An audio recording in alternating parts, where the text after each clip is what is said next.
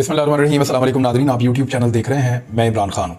सबसे बड़ी खबर मैं आपको बता देता हूँ कि सुप्रीम कोर्ट ऑफ पाकिस्तान में जजेस के खिलाफ जो तज़हीक आमेज़ हरकतें की जा रही हैं उसके नताइज आना शुरू हो गए हैं और वकला ने उन वकला के खिलाफ वोट डाल दिया है जो वकला PMLN के बहकावे में आकर या PDM की जमातों के आला कार बनकर सुप्रीम कोर्ट ऑफ पाकिस्तान के मुअज़्ज़िज़ जज साहिबान के ऊपर कीचड़ उछालने की मुहिम का दानिस्ता या गैर दानिस्ता तौर पर हिस्सा बन रहे थे।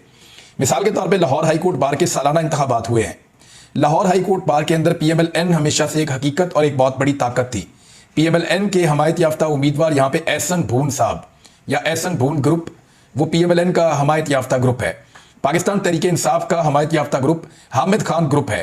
हामिद खान ग्रुप के इश्तियाक अहमद खान यहाँ से इलेक्शन लड़ रहे थे और Lahore high court bar association के सालाना इंतखाबात में हामिद खान ग्रुप के सदारती उम्मीदवार इश्तियाक अहमद खान ने मैदान मार दिया है। अब जरा आप वोटों का फर्क भी देख लें कि जो अदलिया की तज़हीक है या अदलिया के ऊपर हमला है उसे पाकिस्तान के वकला किस नज़र से देख रहे हैं और किस तरीके से उन्होंने अपना फैसला सुनाया है। Lahore high court bar association के सालाना इंतखाबात में इश्तियाक अहमद खान ने 7,293 वोट हासिल किए हैं, जबकि इनके मुखालिफ एहसन भून ग्रुप के उम्मीदवार जो हैं वो गोंदल साहब ने 3,372 वोट हासिल किए हैं। 4,000 वोटों का फर्क है, यानी डबल से ज्यादा वोट लिए हैं, दुगने से ज्यादा वोट हासिल किए हैं पाकिस्तान तहरीक इंसाफ के हमायत याफ्ता उम्मीदवार ने। और क्योंकि वकला को यह नजर आ रहा था कि जो PMLN के हमायत याफ्ता लोग हैं वो नॉर्मली इस वक्त जजेस को टारगेट कर रहे हैं, तो ये वकला का फैसला है। वकला अपनी जुडिशरी के साथ खड़े हैं। जस्टिस जनाब मज़ाहिर नकवी साहब के खिलाफ जिस किस्म की घटिया कंपेन की गई उसके बारे में कुछ हकायक सामने आए हैं। उनकी साहबजादी को जो फीस भेजी गई वो मुबैना तौर पे जो फैमिली ज़राए वो कह रहे हैं उन्होंने अपने ज़ाती अकाउंट से वो पैसा भेजा था और उनके पैसे और उसकी ट्रेल मौजूद है, जबकि उनका जो बड़ा घर जिसके बारे में सब बात कर रहे थे वो 4 कनाल का है और ये 2 मुख्तलिफ प्रॉपर्टीज़ को बेचने के बाद वो पैसे हासिल हुए जिनसे वो घर उन्होंने बनाया है। और इस्लामाबाद वाला जो उनका घर है वो उसी तरह है जैसे बाकी जजेस को वहां पे प्रॉपर्टी मिलती है। अब आप आ जाए कि कोई प्लाजा है या कोई ऐसी चीज़ है तो इसका डिनाइल आया है और फैमिली ज़राए ने यह कहा है कि यह सब झूठ है और ऐसी कोई चीज़ मौजूद नहीं है। यह सब कुछ क्यों किया जा रहा है, इसके बारे में इमरान खान साहब ने भी एक स्टेटमेंट दिया है और उन्होंने वजाहत की है कि एक्चुअली ये सब कुछ क्यों हो रहा है जो कुछ अदलिया के खिलाफ किया जा रहा है। PDM के सुप्रीम कोर्ट जजेस पर हमलों का वाहिद मकसद इलेक्शन से फरार है, यह इमरान खान साहब ने कहा है। ट्विटर पर अपने बयान में उन्होंने कहा कि PDM और मरियम नवाज की जानिब से सुप्रीम कोर्ट के जजेस पर शर्मनाक हमले बाकायदा मनसूबाबंदी के तहत किए जा रहे हैं। उन्होंने कहा कि इन हमलों का वाहिद मकसद इंतखाबात से फरार है, चाहे इसके लिए आइन की खिलाफ वर्जी क्यों ना करना पड़े। PDM के सुप्रीम कोर्ट को निशाना बनाने से वफाक को नुकसान पहुंचेगा। ये चाहते हैं कि पाकिस्तान में जंगल का कानून नाफिज हो जाए। इमरान खान का कहना था कि PDM के रहनुमाओं ने हमें चैलेंज किया था कि अगर इलेक्शन चाहते हो तो खैबर पख्तूनख्वा और पंजाब असम्बलियां तोड़ कर दिखाओ। इनको यह पता है कि ये इलेक्शन जीत नहीं सकते, इसलिए सुप्रीम कोर्ट के जजेस को बदनाम कर रहे हैं और आइन की खिलाफ वर्जी पर तैयार हैं ताकि इलेक्शन ना करवाए जा सकें। इमरान खान साहब ने इसमें 2 ट्वीट्स किए हैं, मैं आपको दोनों पढ़ के सुना देता हूं। उन्होंने कहा कि PDM और करप्शन के पैसे पर पलने वाली एक बिगड़ी खातून मरियम के सुप्रीम कोर्ट के जजेस पर शर्मनाक और सोचे समझे हमलों का वाहिद हदफ इंतखाबात से फरार है। अगर ये आइन को रोंद कर ही हासिल हो, यानी अगर चाहिए ये आइन को रोंद कर ही हासिल हो, सुप्रीम कोर्ट ऑफ पाकिस्तान पर हमलों से ये गिरोह पाकिस्तान में जंगल का कानून राइज करने के साथ वफाक को शदीद नुकसान पहुंचा रहा है और पंजाब की असम्बलियां तहलील, खैबर पख्तूनख्वा और पंजाब की असम्बलियां तहलील क़यादत, इन्होंने चैलेंज किया था इनकी क़यादत ने। इमरान खान साहब ये कह रहे हैं और वही बात है जो मैंने आपको ऊपर बताई। और फिर इमरान खान साहब ने कहा कि इंतखाबात से बचने के लिए ये चाहते हैं कि आइन का खात्मा कर दें, चुनाचा ये आइन से इनहराफ से भी बाज नहीं आ रहे। ये जी इमरान खान साहब ने वजह बताई है। अब इसके ऊपर जो है कुछ वकला तंजीमें जो PDM के करीब हैं वो जोर लगा रही हैं कि फुल कोर्ट बनाया जाए और साथ में वो ये भी कह रहे हैं कि जस्टिस एजाजुल एहसन, जिनके ऊपर कोई एलिगेशन इस किस्म का नहीं है, और जस्टिस मज़ाहिर नकवी, उनको शामिल ना किया जाए। हालांकि यही बेंच था और 5 जजेस लगभग यही थे जिन्होंने डिप्टी स्पीकर की रूलिंग के खिलाफ जब फैसला दिया था तो PDM ने उसे आइन और कानून की फतह करार दिया था। लेकिन आज वही जज उनको इसलिए अच्छे नहीं लग रहे कि वो जजेस पहले भी आइन के मुताबिक फैसला देते रहे हैं, अब भी वो आइन के मुताबिक फैसला देना चाहते हैं। जो डिप्टी स्पीकर की रूलिंग चैलेंज का मामला था उसमें एक नजरिया जरूरत भी सामने आ गया था और नजरिया जरूरत यह था कि इलेक्शन कमीशन ने भी यह कह दिया था कि हम इस वक्त इंतखाबात करवाने के काबिल नहीं हैं। और थोड़े दिन पहले यह बात चीफ जस्टिस ऑफ पाकिस्तान ने बाकायदा याद भी दिलवाई है। चीफ जस्टिस ऑफ पाकिस्तान ने जो एक बड़ा काम किया जिस पे वो डट गए हैं अदलिया, कि ओवरसीज पाकिस्तानियों के जो वोट का हक है उसके लिए अब समाअत की जाएगी 3 मार्च से। ये वो चीज़ है जिससे हर हाल में पाकिस्तान की एस्टेब्लिशमेंट भागना चाहेगी। वो चाहेंगे कि ओवरसीज पाकिस्तानियों को वोट का हक ना मिले। देखिए, मेरी ओवरसीज पाकिस्तानियों से एक गुजारिश है, मैं उन्हें यह बताना चाहता हूं कि पाकिस्तान की एस्टेब्लिशमेंट है आपकी सबसे बड़ी मुजरिम। ये जो सियासतदान है ये कुछ नहीं बेचते, ये किसी काबिल नहीं है। एस्टेब्लिशमेंट ना चाहती तो रिजीम चेंज ऑपरेशन ना होता। एस्टेब्लिशमेंट ना चाहती तो इलेक्ट्रॉनिक वोटिंग मशीन जो है उसको सिस्टम से बाहर ना निकाला जाता। एस्टेब्लिशमेंट ना चाहती तो ओवरसीज पाकिस्तानियों के वोट का हक खत्म जो किया गया है वो ना होता, क्योंकि एस्टेब्लिशमेंट की भी यही ख्वाहिशात थी और पीडीएम को ये सूट करता था, लिहाजा वो सब कुछ किया गया जो सूट कर रहा था। अब आ जाए, एफआईए ने इमरान खान साहब को तलब किया है बैंकिंग कोर्ट का ममनुआ फंडिंग केस में इमरान खान साहब को 28 फरवरी को पेश करने का हुक्म दिया गया। वैसे इमरान खान साहब ने पेश होने का फैसला किया है और वो अदालत में पेश हो जाएंगे। यास्मीन राशिद साहिबा ने इल्जाम लगाया कि इमरान खान पर कातलाना हमले में वफाकी हुकूमत मुलव्विस है।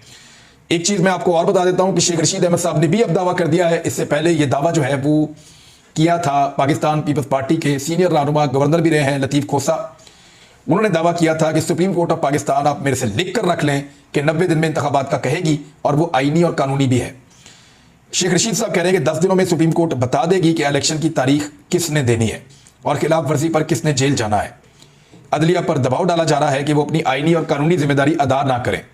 सारी कौम सुप्रीम कोर्ट के साथ खड़ी है। वजीर दाखिला, दिफा और मरियम नवाज अदलिया को तनकीद का निशाना बना रहे हैं। एपेक्स कमेटी कह रही है कि मुल्क की दाखिली अदम इस्तेहकाम का मुल्क इस वक्त मुतहम्मिल नहीं हो सकता, लेकिन ये नहीं बता रही कि इलेक्शन की तारीख किसने देनी है। फुल बेंच का मुतालबा करते हैं लेकिन 2 जजेस पर एतराज भी करते हैं। चचा के बचत का दावा, भतीजी के 18 रुकनी, यानी चचा ने कहा कि बचत करनी है और भतीजी जो है वो 18 पुलिस की गाड़ियों के ऊपर और स्क्वाड्स के साथ जो है वो घूम रही है पाकिस्तान में बगैर किसी ओहदे के। आज तक मरियम नवाज काउंसलर भी मुंतखब नहीं हुई। उनका तारुफ सिर्फ ये है कि वो नवाज शरीफ की बेटी है और बेनिफिशियल ओनर हैं उन प्रॉपर्टीज की जो नवाज शरीफ साहब ने पाकिस्तान से बाहर इनलीगल पैसे से मुबैना तौर पर बनाई हैं। वो प्रॉपर्टीज जिनका मनी ट्रेल नवाज शरीफ साहब आज तक नहीं दे पाए हैं। मरियम नवाज उन प्रॉपर्टीज की बेनिफिशियल ओनर हैं, यानी उनकी फायदा उठाने वाली खातून तो वही है। बहरहाल वो मरियम नवाज साहबा यहाँ पे प्रोटोकॉल्स इंजॉय कर रही हैं और उनके वालिद ग्रामी पाकिस्तान आने से कतरा रहे हैं और पाकिस्तान आने से घबरा रहे हैं और पाकिस्तान वापस आना नहीं चाहते। अब कुछ खबरें हैं आईएमएफ के हवाले से कि आईएमएफ की एक बड़ी खौफनाक शर्त पाकिस्तानी हुकूमत ने मान ली है और शहबाज शरीफ साहब ने ये बात पब्लिकली की है कि आईएमएफ जो कहेगा, जैसे कहेगा, हम उसकी हर बात मान लेंगे क्योंकि ये वक्त हमने गुजारना है।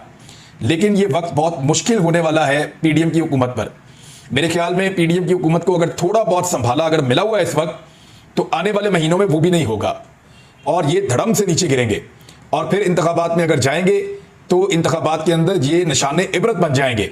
जैसे आज इनके हमायत याफ्ता जो उम्मीदवार हैं उनके साथ हाई कोर्ट बार एसोसिएशन के इंतखाबात के अंदर हुआ लाहौर में। अब आईएमएफ की जो शर्त मानी गई है वो ये है कि पाकिस्तान ने मॉनिटरी पॉलिसी मजीद सख्त करने पर इत्तफाक कर लिया है, जिससे महंगाई की शरह के तनासुब से पॉलिसी रेट में 2% तक इजाफे का इम्कान है। शरह सूद 17 से बढ़कर 19% हो जाएगी। 19% का सूद, हद हो गई है, जिससे कर्जे मजीद महंगे हो जाएंगे। ताहम शरह सूद का हतमी फैसला स्टेट बैंक का मॉनिटरी पॉलिसी बोर्ड करेगा। आईएमएफ को इन्होंने यकीन दिला दिया है, अब सिर्फ फैसला करना यहां पे बाकी है और वो हो जाएगा। डार साहब और शहबाज शरीफ साहब हर बात मानते चले जा रहे हैं। खौफनाक हद तक बढ़ती हुई महंगाई और बेरोजगारी ने लाहौर समेत मेट्रोपॉलिटन शहरों में स्ट्रीट क्राइम की शरह में खौफनाक हद तक इजाफा कर दिया है। जगह जगह पे स्नैचिंग, चोरी, डकैती, ये वारदातें शुरू हो गई हैं और ये खबर अब पाकिस्तान की मीडिया को जारी भी कर दी गई है। एक और बड़ी खौफनाक खबर है, क्योंकि गर्मी शुरू हो रही है।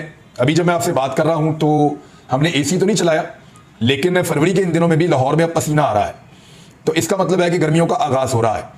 थोड़ी दिनों के बाद एसी की जरूरत पड़ेगी, पंखों की जरूरत पड़ेगी और बिजली की खपत बढ़ जाएगी। क्या पाकिस्तान के पास बिजली मौजूद है? एक तो पाकिस्तान के पास बिजली बनाने की कैपेसिटी मौजूद होने के बावजूद बिजली बनाने की हिम्मत नहीं है, क्योंकि वो बिजली बहुत महंगी बनेगी और कोई उस बिजली को खरीद नहीं सकता। मुल्क को गर्दिशी कर्जे और ईंधन की कमी का सामना है, जिसके बायस बिजली की लोड शेडिंग शहरियों के कड़ाके निकालने के लिए तैयार है। आइंदा 2 माह पन बिजली की पैदावारी सलाहियत 30% तक रहने का इम्कान है, वो बहुत कम रहेगी और जो बाकी आप अगर पैदावार करेंगे तो आपको पावर प्लांट चलाने पड़ेंगे और वो बहुत महंगे पावर प्लांट हैं। उनके मुआहदे नवाज शरीफ ने बड़े महंगे और खौफनाक किए थे, लिहाजा बड़ी मुश्किलात पैदा हो जाएंगी पाकिस्तानियों के लिए आने वाले वक्त में। मार्च अप्रैल में बिजली का शॉर्टफॉल 6000 मेगावाट तक पहुंचने का खदशा है। मई से जुलाई तक शॉर्टफॉल 7500 से भी तजावज होने का खदशा है। अब अगर अप्रैल में इलेक्शन होते हैं तो भी लोड शेडिंग है, लोग कभी भी शहबाज शरीफ को वोट नहीं डालेंगे या पीडीएम को नहीं डालेंगे। जुलाई तक इलेक्शन होते हैं तो सिचुएशन यही है। अब ये इलेक्शन को घसीट के क्या नवंबर दिसंबर तक ले जा सकते हैं? अगर तो ये नवंबर दिसंबर तक ले जाने में कामयाब हो जाते हैं तो इनकी एक बड़ी कामयाबी होगी। लेकिन अगर दोनों सूबों के अंदर इंतखाबात जल्दी हो जाते हैं तो यहां तो ये हार जाएंगे, और फिर वफाक में इनको इसलिए हारना पड़ेगा कि नवंबर दिसंबर तक सुप्रीम कोर्ट ऑफ पाकिस्तान का ओवरसीज पाकिस्तानियों के हवाले से वोट डालने के हक का फैसला भी इंप्लीमेंट होने के काबिल हो जाएगा और उनको वोट का हक मिला तो फिर तो इमरान खान को हराना इनके लिए मुमकिन नहीं होगा। ज़राए ने मजीद बताया कि मार्च अप्रैल में डैम से पानी का खराज भी इंतहाई कम रहेगा। तरबेला से पानी का खराज 20,000 और मंगला से 15,000 क्यूसिक होने का इम्कान है, जबकि आइंदा 2 माह पन बिजली की पैदावारी सलाहियत 30% रहने का इम्कान है। LNG पावर प्लांट्स को ईंधन की 50% फराहमी नहीं हो पाएगी, तो इस वजह से पाकिस्तान के अंदर बिजली की पैदावार इंतहाई कम रहेगी। रमजान मुबारक से पहले यूटिलिटी स्टोर से और मार्केटों से बहुत सारी अशिया की किल्लत पैदा होने के खदशात पैदा हो गए हैं, और ये रमजान मुबारक पाकिस्तान के गरीब शहरियों के लिए जो दिखाई दे रहा है तारीख का मुश्किल तरीन और महंगा तरीन रमजान मुबारक होगा। एक और खबर मैंने उसको चेक किया था, क्योंकि इमरान खान साहब के दौरे हुकूमत में जब 4.5 लाख रुपए का हज करवाया जा रहा था तो शहबाज शरीफ साहब और खास तौर पे मौलाना फजलुर रहमान उनके साथी वो उस हज को बहुत महंगा करार दे रहे थे कि गरीब आदमी कैसे 4.5 लाख रुपए का सरकारी हज करेगा। अब इस वक्त जो हज की कीमत आ रही है मैं आपको बता देता हूं, जो पैसे आपको अदा करने पड़ेंगे हज करने के लिए सरकारी हज, वो 10 लाख रुपए से भी ज्यादा है। अभी इनकी हुकूमत बने हुए 1 साल पूरा नहीं हुआ, 4.5 लाख से उठाकर 10 लाख से ऊपर लेकर चले गए हैं सरकारी हज को। कैसे मैनेज करते हैं मैं आपको बताऊंगा जब खबर तफसील के साथ आएगी, लेकिन ये मैंने ज़राए से चेक किया है। अपना ख्याल रखिएगा, अपने चैनल का भी अब तकलीफ नहीं। अल्लाह हाफिज़।